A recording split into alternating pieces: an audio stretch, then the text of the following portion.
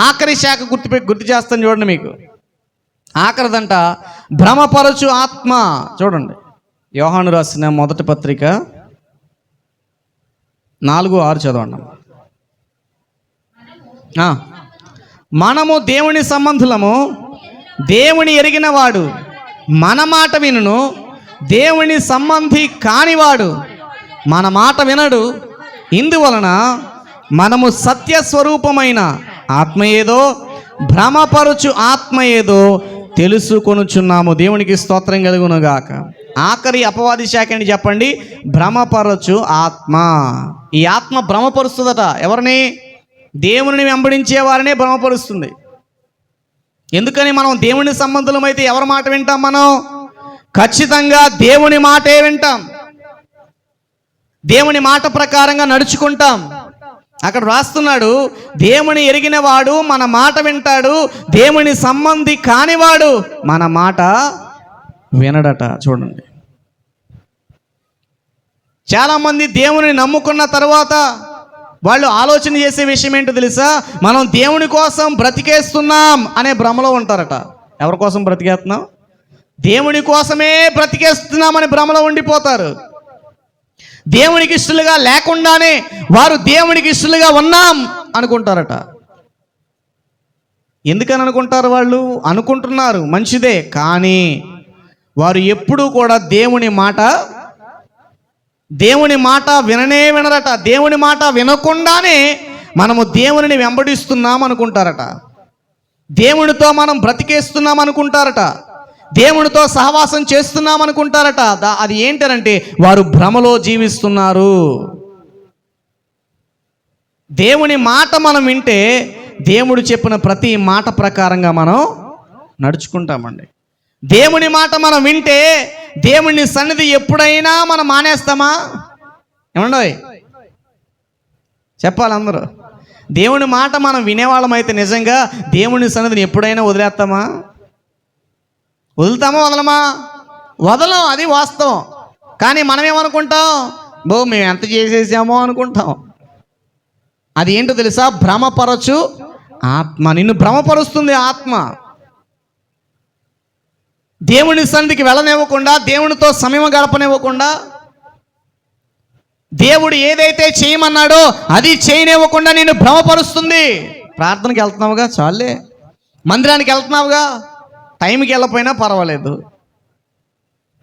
దేవుడి వాక్యం వినకపోయినా పర్వాలేదు. దేవునికి ఇష్టమైన జీవితంలో ఉండకపోయినా పర్వాలేదు.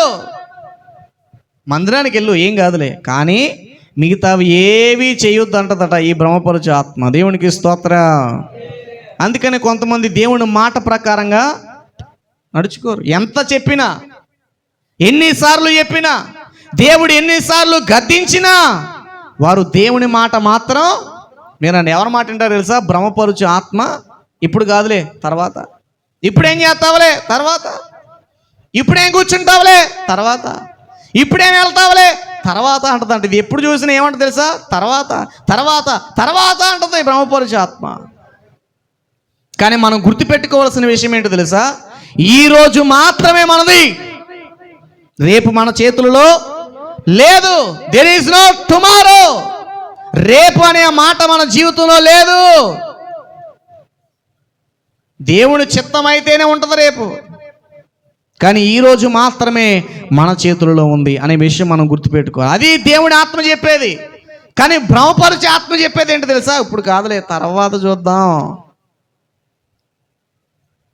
ఇవాళ టీవీలో మంచి ప్రోగ్రాం వస్తుందిగా, ఇవాళ ఏమి వెళ్తావు ప్రార్థనకి? అందరూ భోజనాలకి వెళ్తుంటే నువ్వు ప్రార్థనకి వెళ్తావా? ఉరుగో అంటదట ఈ భ్రమపరిచే ఆత్మ. అంటే దేవునితో సహవాసము చేయను. ఆ పాస్టర్ గారు అట్టగా చెప్తాడు, కానీ అసలు ఆయన చెప్పే మాటలు వాక్యంలో ఎక్కడున్నాయి చూపించంటదట. ఎవరో భ్రమపరిచే ఆత్మ ఏమంటది?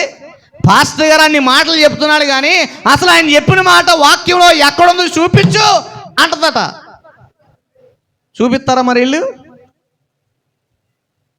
చూపించలేక ఉండనివ్వదుగా వాక్యం. అసలు హృదయంలో వాక్యం ఉండనివ్వదు కదా ఆత్మ. చూపించమనగానే అది ఎక్కడ చూపిస్తున్నాయి, కానీ అది ఎక్కడుందో మాకేం తెలుసు, నువ్వు చెప్పింది కరెక్ట్ అనిపిస్తుంది.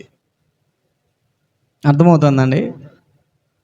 మనం భ్రమపరిచే ఆత్మ ద్వారా మనం ఏలుబడిలో ఉంటే దేవుని మాట ఎక్కడో కూడా విననివ్వదు అది. కానీ మనం ఎలా ఉన్నామో మనకు అనిపిస్తుంది తెలుసా? మనం దేవుని సంధికి వెళ్తున్నాంగా, మనం క్రైస్తవులే అనిపిస్తుంది. మనం దేవుని సంధిలో ఎంతో కొంతసేపు ఉంటున్నాం కదా, ఎప్పుడో ఒకప్పుడు వెళ్తున్నాం కదా, ఎంతో కొంత మనం దేవుని సంధిలో కూర్చుని చేస్తున్నాం కదా, చాలే ఇది అనిపిస్తుందట. కానీ మనం గుర్తుపెట్టుకోవాల్సిన విషయం, మనము చేయవలసినది చాలా ఉంది అనే విషయం మనం జాగ్రత్తగా గుర్తుపెట్టుకోవాలి. దేవునికి స్తోత్రం కలుగును గాక. హల్లెలూయా. దేవుని విషయంలో ఎప్పుడైనా మీకు వ్యతిరేకంగా ఒక ఆలోచన వచ్చింది అంటే అది ఖచ్చితంగా భ్రమపరుచు ఆత్మ కలుగు చేసే ఆలోచనది. అర్థమవుతుందా? నిన్ను దేవుని సంధికి రానివ్వకుండా చేసిన, దేవుని సంధిలో కూర్చుని నిన్ను వాక్యం విననివ్వకుండా చేసిన, ఒకవేళ నీవు ఇంట్లో ఉన్నప్పుడు ప్రతిరోజు నిన్ను ప్రార్థన చేయనివ్వకుండా చేసిన, నిన్ను వాక్యం విననివ్వకుండా చేసిన, నీవు దేవుని ఆత్మ చేత నడిపించకుండా చేసిన, ఇవన్నీ కూడా భ్రమపరిచే ఆత్మ చేసే పనులు అనే విషయం మీరు జాగ్రత్తగా గుర్తు పెట్టుకోవాలి. దేవునికి స్తోత్రం కలుగును గాక. మాకు ఏమీ చెప్పలేదండి పాస్టర్ గారు అనొద్దు. రికార్డ్ అవుతుంది, చెబుతున్నాను మరలా మీకు. ఏమండోయ్, అన్నీ రికార్డ్ అవుతున్నాయి. దేవుడు సీసీ కెమెరా ద్వారా అన్నీ గమనిస్తున్నాడు. దేవుడు ఒక పెద్ద సీసీ కెమెరా పెట్టాడు ఆకాశంలో. Everything has been recorded. అన్నీ రికార్డ్ అవుతున్నాయి. నువ్వు మాట్లాడే మాట రికార్డ్ అవుతుంది, నువ్వు ఎలా కూర్చుంటున్నావో రికార్డ్ అవుతుంది, ఎలా వింటున్నావో రికార్డ్ అవుతుంది, వింటున్నావో వదిలేస్తున్నావో రికార్డ్ అవుతుంది. అపవాదికి చోటిచ్చావో దేవుని మాటకు చోటిచ్చావో అన్నీ కూడా రికార్డ్ అవుతున్నాయి అనే విషయం మనం జాగ్రత్తగా పరిశీలన చేయాలి. ప్రియమైన దేవుని బిడ్డ, నాకున్న ఒకే ఒక్క గురి, ఏ విధంగా అయినా సరే దేవుని వెంబడిస్తున్న సంఘమున ప్రతి ఒక్కరిని పరలోక రాజ్యములో దేవుని ఎదుట పరిశుద్ధంగా నిలబెట్టాలి. అదే ఒక దేవునికి, వేరే ఏమి లేదు. మీ దగ్గర నేను ఇది తప్ప ఏది ఆశించను. మీరు దేవుని రాజ్యములో పరిశుద్ధంగా నిలబడాలి అంతే, ఇక వేరే ఏమీ లేదు. అర్థమవుతుందా అండి? మీరు దేవుని ఎదుట నిలబడాలి. ఏది ఏమైనా దేవుని రాజ్యములోనికి మీరు వారసులు అవ్వాలి. ఏదైనా నా హృదయంలో బాధ ఏదైనా ఉంది అంటే, ఒక వ్యక్తి రక్షణ పొందకుండా చనిపోతే కలిగే బాధ వర్ణనాతీతం. రెండవది, ఒక వ్యక్తి రక్షణ పొంది దేవునితో సరైన సహవాసం లేకుండా చచ్చిపోయినా అంతకంటే బాధ వర్ణనాతీతం. రెండు విషయాలలోనూ బాధ కలుగుతుంది. రక్షణ పొందకుండా చనిపోయినా, రక్షణ పొంది చివరి వరకు దేవునితో ఉండలేకపోయినా, సగముల వారి భక్తి జీవితం ఆగిపోయినా అది బాధే. ఏం చెప్పగలుగుతాం అక్కడ దేవుని ఎదుట? మనం దేవుని సేవకునిగా నేను ఏమి చెప్పగలుగుతాను వారి గురించి? అర్థమవుతుందండి? అందుకనే ప్రతి సందర్భంలో దేవుని వాక్యము చేత మిమ్మల్ని గద్దించేది దానికోసమే, హెచ్చరిక చేసేది దానికోసమే. కనుక ప్రియమైన దేవుని బిడ్డలారా, దయచేసి మీరు ఏ సందర్భంలో కూడా అపవాది శాఖలకు మీరు అవకాశం ఇవ్వటానికి వీలు లేదు.